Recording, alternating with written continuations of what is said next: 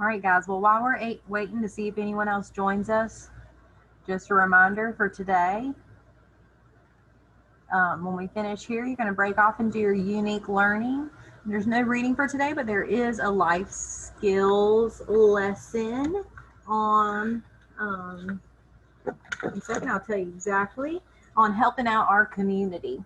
And then you have your PCI extended content standards right here. And then you have news to you. Trust them. Don't forget about your news to you and your PCI.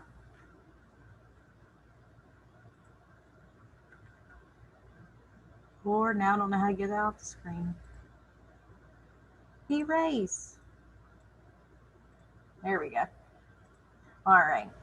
And then we have math. I believe Miss Bryson's going to go live at 10:20 also. And then math unique learning. Don't forget your explore math.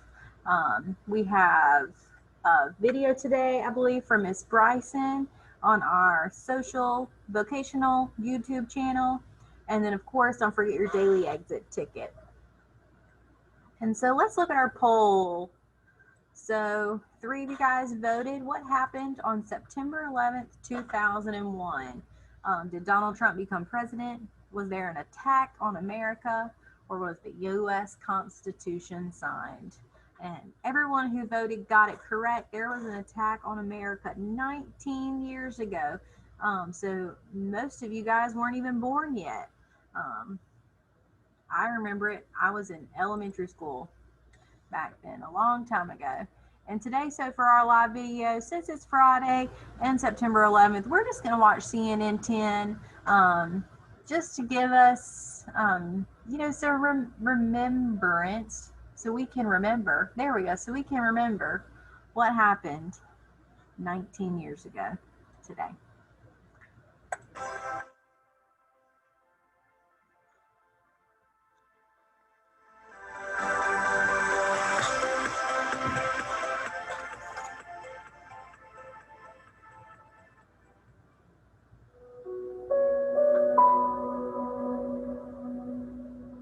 This just in, you are looking at obviously a very disturbing live shot there. That is the World Trade Center, and we have unconfirmed reports this morning that a plane has crashed into one of the towers. Another one just hit the building. Wow. There are no words. It appears that something hit the Pentagon on the outside of the 5th corridor. We have a report now that a large plane crashed this morning north of the Somerset County Airport, which is in western Pennsylvania. It all started at 8:45 on a clear Tuesday morning. We had a live camera up on what looked like a smoking slash across one of the World Trade Center towers. A passenger plane had flown into it, and I remember some of us here at CNN thinking this was some sort of freak event. Then a second plane flew into the other tower. That was at 9:03 a.m., and at that point there was this deepening dread in everyone. Something was wrong in a way we'd never seen before. Airports, bridges, tunnels in New York and New Jersey shut down. Within 30 minutes, President George W. Bush said we were under an apparent terrorist attack. And minutes after that, every airport in the country was closed. That had never happened before. It wasn't over, though. At 9:43 a.m., a third passenger jet crashed into the Pentagon. Dark smoke rolled up from that part of that huge building. All eyes and many cameras were on that and the 2 burning towers in New York. And as all of us watched at 10:05, one of those towers gave way where it was smoking, the top part crushing down on the rest of it and sending up debris in boiling gray clouds. 5 minutes later, part of the Pentagon collapsed and a 4th hijacked jet crashed in a rural part of Pennsylvania. The White House, the United Nations, the state and justice departments, the World Bank, all evacuated. America-bound Atlantic flights were rerouted to Canada. And the second Trade Center tower came down at 10:28. So many closings, evacuations, shutdowns. Except for emergency response teams, the heroes of 9/11, the country virtually stopped what it was doing and gathered around TV screens. The president appeared just after 1 p.m. and asked Americans to pray, and there wasn't much else we could do. The destruction was more or less done around 10:30. It was less than 2 hours from the first crash, but the change it inflicted was immeasurable. More Americans were killed on September 11, 2001 than on the Japanese attack on Pearl Harbor in 1941. And when President Bush addressed the nation that night at 8:30, his tone was one of sympathy, resolve, and warning to anyone who'd planned or supported the attacks. We will make no distinction between the terrorists who committed these acts and those who harbored them. In the difficult days that followed, we learned that the Al-Qaeda terrorist group, led by Osama bin Laden, was responsible for all of this. And America's attention and anger turned to Afghanistan, whose Taliban leaders were giving Al-Qaeda a safe place to live and operate. World-changing events that occurred 19 years ago today. I'm Carl Azus for CNN 10. The attacks of September 11, 2001 were the worst terrorist attacks ever made on American soil. They were physically carried out by 19 Al-Qaeda terrorists who hijacked the 4 planes. 2,977 people were killed. That includes hundreds of firefighters, police officers, and Port Authority officers who lost their lives trying to save others.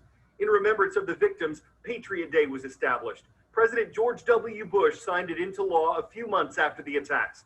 No members of the Senate or the House of Representatives voted against that bill.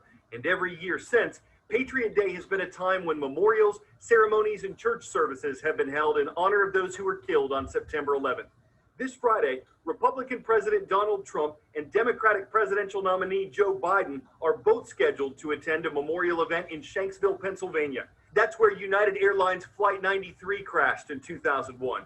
Ceremonies are also scheduled to take place at the Pentagon in Washington, D.C., and at the National September 11th Memorial and Museum in New York City, though these remembrance events are going to be scaled back this year because of coronavirus concerns. In New York, for example, the traditional reading of the victims' names won't be done live. Recordings of family members saying the names will be featured instead. CNN's Kate Baldwin toured the National September 11th Museum when it first opened. These tridents were from the North Tower. They were recovered in the aftermath of the attacks. We brought them back here and basically built the museum all around them. Joe Daniels is president and CEO of the 9/11 Memorial. You're not whitewashing it. This is the raw, dirty material. Exactly. I mean, this is the steel that bore the attacks. The museum is built almost entirely underground, some 70 feet down. It sits in the precise footprint of the World Trade Center. So this is exactly where the South Tower started and went up 1,350 feet. A striking display of the sheer scale of the destruction, with poignant reminders of the tragedy at every turn. I mean, this is unbelievable. This is actually the front of this fire truck. This is the cab. You wouldn't know. Wouldn't know, and it's completely burned out and destroyed. Then there's the retaining wall that remarkably held strong even when the towers fell. When the towers came down, all that debris that was here, right in this space, provided bracing for that wall. And when that debris was clear, there was a big concern that the wall would breach, would flood lower Manhattan. It could have been so much worse. But this wall held under all of that pressure. Visitors will also walk alongside the survivor stairs. Used by hundreds of people as the buildings are crumbling, running from the dust cloud to escape to safety. And it's for all our visitors to understand the story of survival. And likely one of the most emotional stops in the museum. This art installation mimics the blue sky on that fateful morning. Behind it, the still unidentified remains of 9/11 victims. The move met with mixed emotion from their families. A still shocking statistic is that 1,100 family members never got any human remains back to bury, never got to go through the ritual of laying their loved ones to rest. It's not a public space at all. Only family members are allowed back behind the wall. Right next door, a room dedicated to the lives of those lost. Exactly. That room is in an area called In Memoriam, and it's a photographic portrait of each and every one of the 2,983 victims. You see pictures, a father coaching his son's Little League team, a wedding.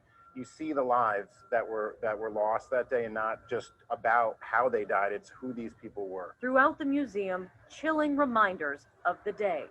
Handmade flyers for the missing, a cross emerging from the wreckage. Everyday items simply left behind. We help through these artifacts and images tell that story of just, it was panic. And while the museum is vast, one small exhibit has been the biggest source of controversy. Its focus, the terrorists themselves, including a film criticized for not making a clear enough distinction between Islam and Al-Qaeda. There's been a lot of criticism. Why give any time to the terrorists? You know, it's one way to look at it is you don't build a Holocaust museum and not be very clear that the Nazis were the ones who committed those atrocities.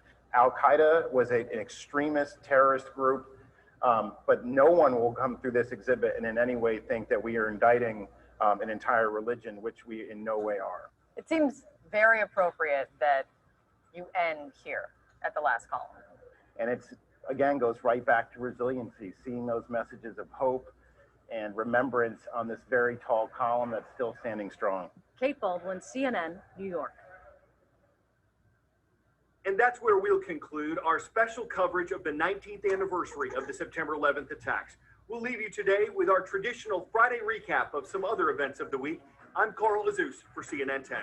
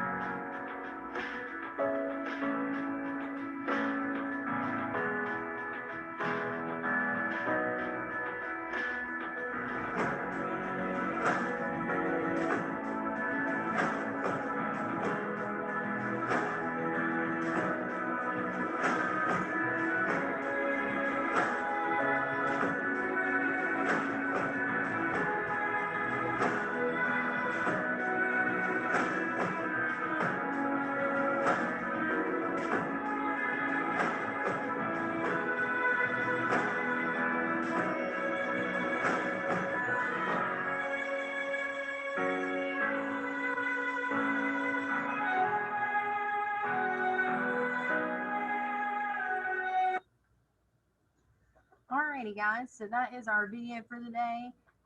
Just a reminder to go and next you'll do your unique learning. There's like I said, no reading, but there is a life skills event for you guys called Helping Out the Community. It's 6.1.